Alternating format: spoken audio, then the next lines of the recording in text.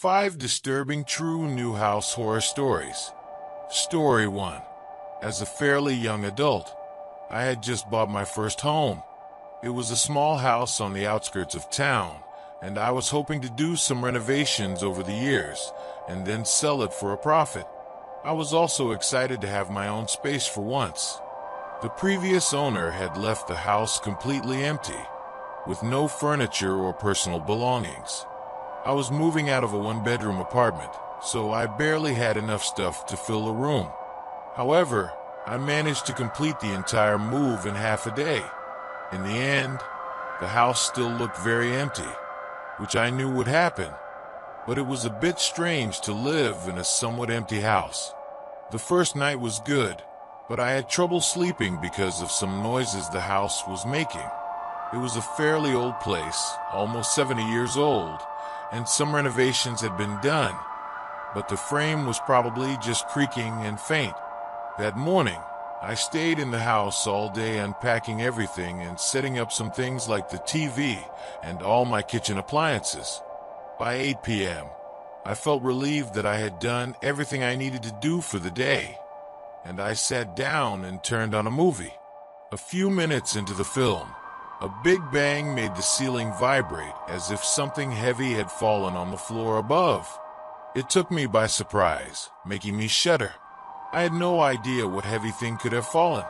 I went upstairs and took a look, but the few things I had in the rooms were just as I had left them. However, it was such a loud sound that I even felt it vibrate in the house. So I knew it had happened, but I had no idea where it came from. I checked everywhere on the second floor, and even on the first floor, but found nothing. I went back to the movie, but the sound still lingered in my mind, and even made me wonder if there was any major problem in the house that I knew nothing about. Once the movie was over, I turned everything off and crawled into bed. However, when I woke up, I was confused. It was early in the morning, and there was a rhythmic creak coming from the hallway. I got up and went to the door of my room, still hearing the creak. Just as I opened the door, my heart stopped. The attic door was hanging, swaying back and forth as if it had just opened, and there was a staircase leading down from it. I ran past her, going down the stairs to call the 911, but not even halfway there, I heard someone running across the floor.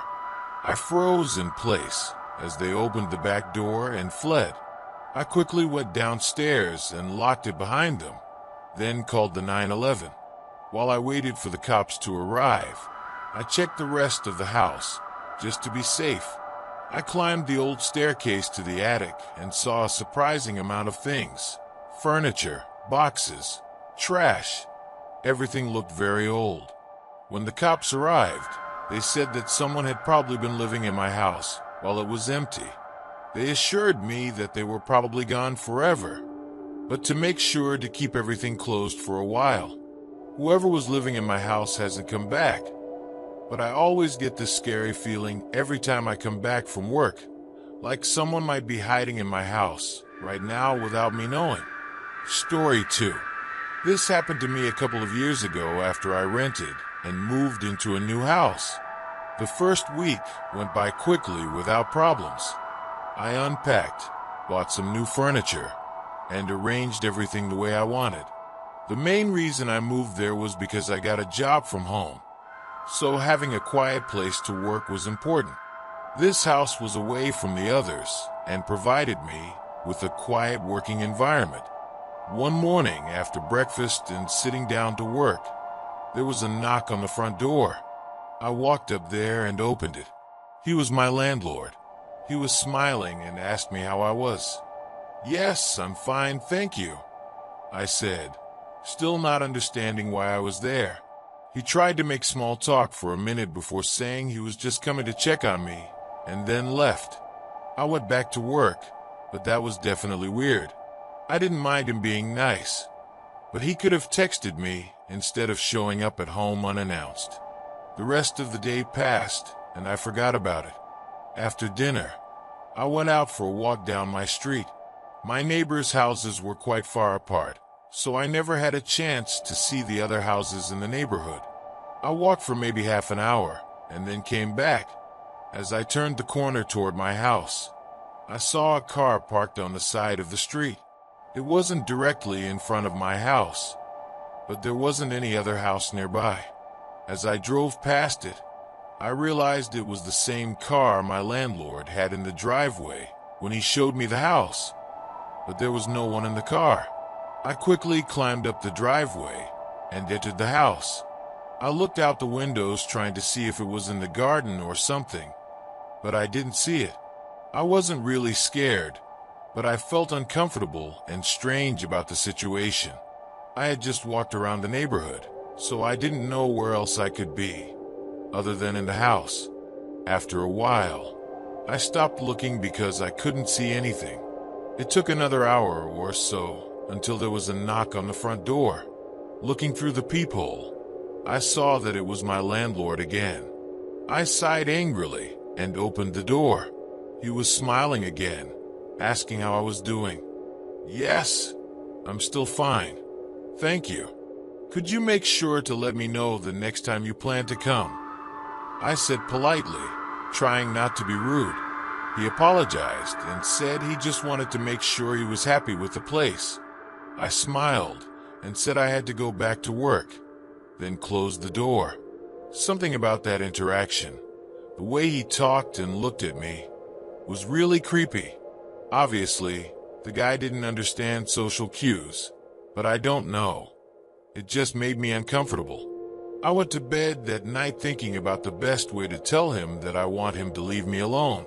He was my landlord and this was technically his home, but there are rules they must follow when renting it.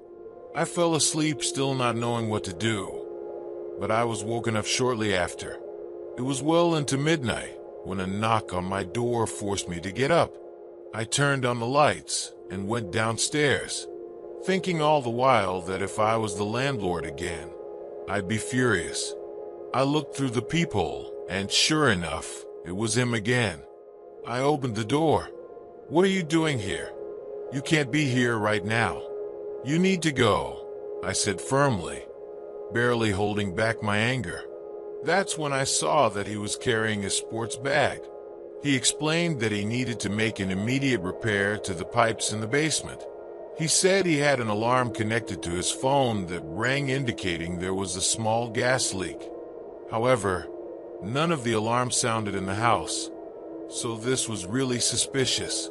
I told him I'd just call someone in the morning and went to close the door when he suddenly forced his body inside, pretending not to notice he was closing the door. I just stood there not knowing what to say or do. He looked at me completely inside my house and smiled. "It's only going to take a minute," he said, putting down the gym bag and asking me to follow him so he could show me the problem with the pipe. He opened the basement door and began to go downstairs, and I hesitantly followed him a few steps before I thought of anything. "Wait, I'm going to get my phone so I can take pictures of this. I'll be right back," I said, hurrying back up. Fortunately, he stayed. I rushed to my room, grabbed my phone and keys, then headed for the front door. But before I left, I quickly opened the gym bag just to make sure I wasn't messing up. Inside the bag there were no normal tools, at least not the ones I recognized. I didn't know what they were, and I didn't have time to find out.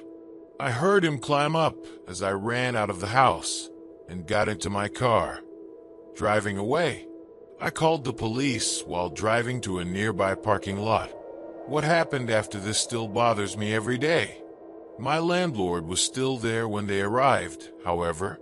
The gym bag he arrived with was missing. They never found it. Through all of this, the only thing that happened was that I was able to move out without having to pay the fee to break the lease. His random appearance and unsettling attitude, and even his invitation to enter, were not enough to do anything. Of course, I accepted the offer and moved in immediately. But in the back of my mind I know it's out there, probably doing whatever it was that was going to be done to me with someone else. and there's nothing I can do about it. Story 3. I moved out of town in June 2022, and there weren't many options for places to rent, but I was still able to get something decent. I did the entire move myself with a moving truck that took me all weekend, but it was worth it. Being in a crowded city apartment wasn't nice, and I just wanted to have an entire house to myself that wasn't squeezed together with a bunch of other people. On the first night I spent there, some strange things started to happen.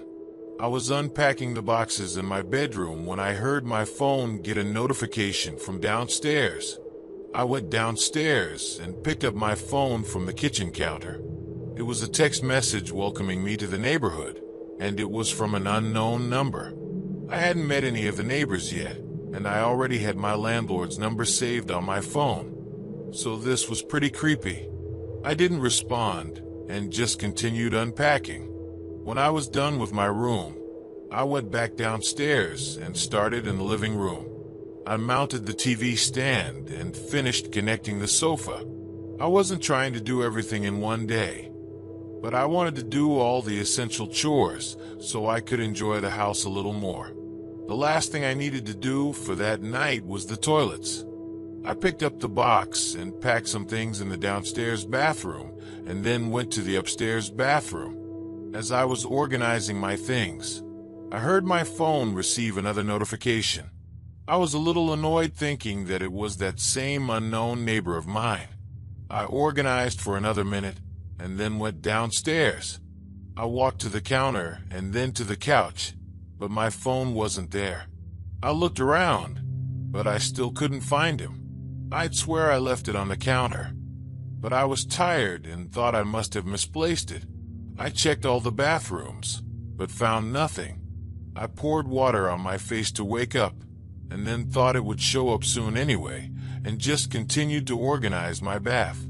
I had taken the whole week off work, so I wasn't worried about staying up late or sleeping too much. I wanted to do everything I could before going back to work, because I knew that after that I would be too tired to do much more. Once I finished organizing the bathroom, I gathered all the empty boxes upstairs and took them down to the garage. When I got back inside, I stopped in my tracks. Across the room, I saw my phone. It was right on the counter. At first glance, impossible to miss. My head was spinning. I went over and picked him up. There was a text message from 10 minutes ago. It was a photo of my couch taken from inside the living room.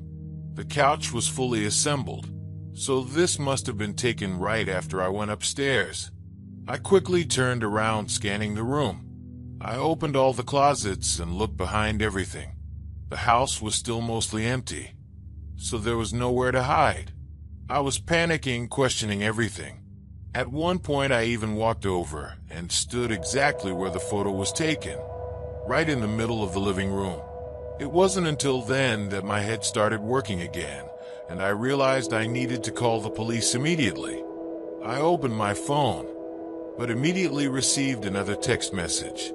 It said, "Go outside." The doorbell rang seconds later, causing me to panic completely.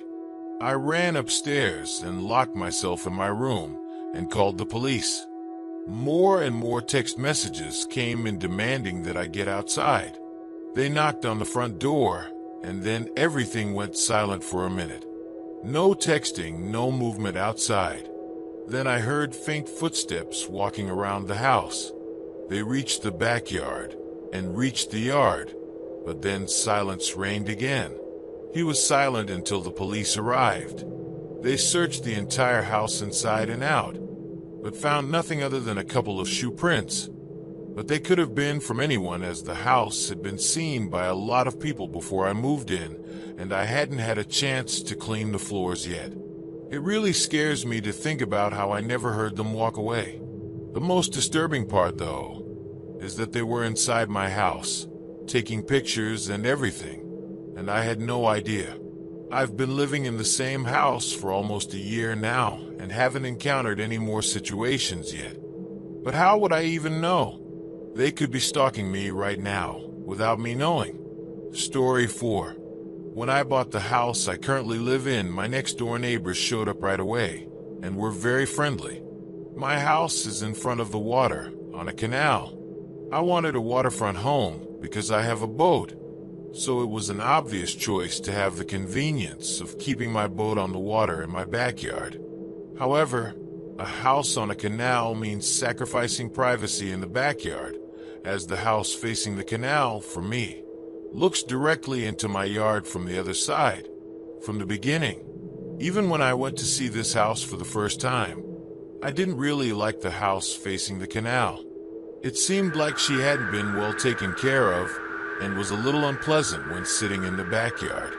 For almost 2 weeks after I moved in, I would look out the window before going to bed every night toward the house facing the canal, and I would always see the lights off. The house was always pitch black. I wondered if maybe it was a second home for whoever owned it. But then one night, things changed. On the same day that my brother helped me launch my boat into the water and carry it to my dock in the backyard, just as I was about to close the blinds in my room, I looked back at the house facing the canal, and tonight there was a light on. In that room, which appeared to be a living room by the back door, there was a man standing facing out. So there was someone living there after all. The man was wearing sweatpants and a long-sleeved shirt. He seemed to have a full head of grayish hair. Judging from his appearance from that distance, he looked to be exactly 50 years old. It looked like I might be looking at my windows, but most likely I was just looking out at the yard, even though it was completely dark out there. I closed my windows and went on with the rest of my night. The next day, after work, I came home, left my things on the kitchen table, and went out to the backyard to sow grass seeds. I couldn't help but notice the man standing at the back door of his house again. This time I knew he was looking at me. It was obvious. We exchanged prolonged glances, and then I looked away. I didn't want to say hello. That would be strange. I tried to just ignore him and pretend I hadn't seen him there yet, staring at me.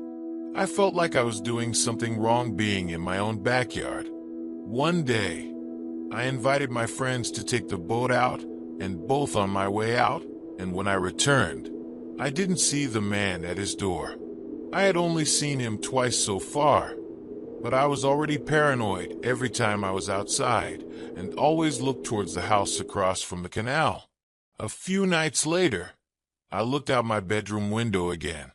The man was at her door again. I wondered how long he would stand there. It was so strange. I turned off my lamp and stood by the window, poking my head out to see if it was still there even after I turned off the light. And it was. I should have been watching for 3 minutes and he wasn't moving. I closed my blinds and went on with my night. I told myself that from that point on, I would simply ignore it and keep my blinds closed after sunset. I went to bed wondering how I would approach the situation, or if I would even do it at all. I considered just going out to the dock and saying hello or trying to talk to him, or even going knock on his door to introduce myself. But that sounded stressful. That same night, while I was in bed, I was starting to fall asleep when I heard something in my backyard. There was someone on the deck walking around. I could hear it. I went to the window to take a look, but I couldn't see from my upstairs window. I would have to go down if I wanted to see. But before that, there was a surprisingly loud sound of something breaking beneath me. It was the window. I could tell it was the sound of glass breaking. I ran down to the kitchen to grab a knife and the phone to call 9. I looked at the back of the house and saw that he was right. The glass from the back window of the courtyard had spilled onto the floor, and there was a single brick on the wooden floor, clearly what had been thrown through the window. I freaked out thinking that I would see someone hiding in a corner of the room, but to my relief, no one was there. I called 9 and requested that police officers arrive as soon as possible. Before they arrived, I glanced out the now broken window into the courtyard. I turned on the back deck light. Whoever did this had clearly already run away, but at least they didn't enter the house. When the police officers arrived at my house, I showed them the window and the brick and told them that I was definitely the guy across the street from the canal who had been looking at me through their windows since I moved in. They asked if he had any reason to have any problems with me, and I said not in a million years. I didn't even know the guy. I asked them to come to his house and arrest him. They said they would go knock on the door. So when another police car came to my house, the first two officers went to drive up to the house, and when they came back about 20 minutes later, they said no one lived in that house. A neighbor told police when he saw them outside that the house had been foreclosed months ago and that the former tenant was evicted a while ago. Story 5.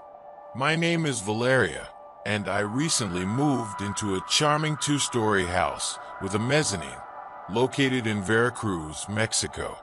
When I found this house, I thought it would be the perfect place to start a new life. However, what initially seemed like a shelter quickly turned into a nightmare. From the first day I settled in, I began to notice strange things. Small noises coming from the mezzanine and fleeting shadows that seemed to move through the house. At first, I tried to ignore them, thinking it was simply the result of living in a new place. But over time, the noises became more persistent and the shadows more unsettling. One night, as I lay in my bed, I heard footsteps in the mezzanine just above my room. My heart began pounding in my chest as I was paralyzed with fear. Who or what could be walking above me in the middle of the night? Determined to face my fears, I grabbed a flashlight and climbed up to the mezzanine. As I opened the door leading into the dark space, a gust of cold air hit me in the face. With the flashlight shaking in my hand, I explored the place, but found nothing out of the ordinary.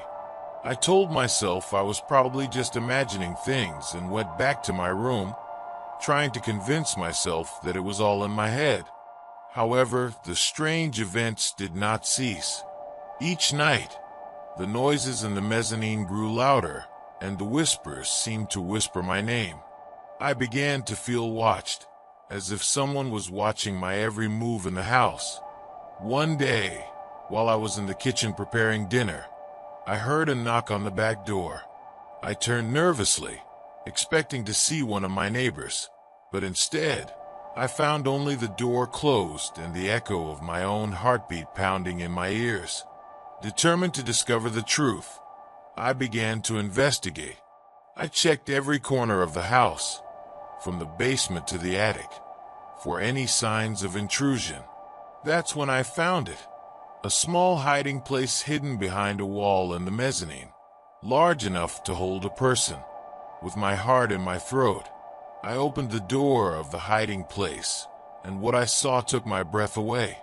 In the dark and dusty space, there was an old mattress and some personal belongings scattered on the floor. I realized that someone had been living in my house all this time, watching me from the shadows without my knowledge. With fear running through my veins, I left the house in search of help. I called the police and told them what I discovered. That's when I learned the truth. The man who had been stalking my house was a fugitive wanted by the police for various crimes. Terrified of what might have happened if I hadn't discovered her hiding place, I decided to leave the house and return to the safety of my parents' house. Although I left my dream house behind, I will never forget the dark truth I discovered inside.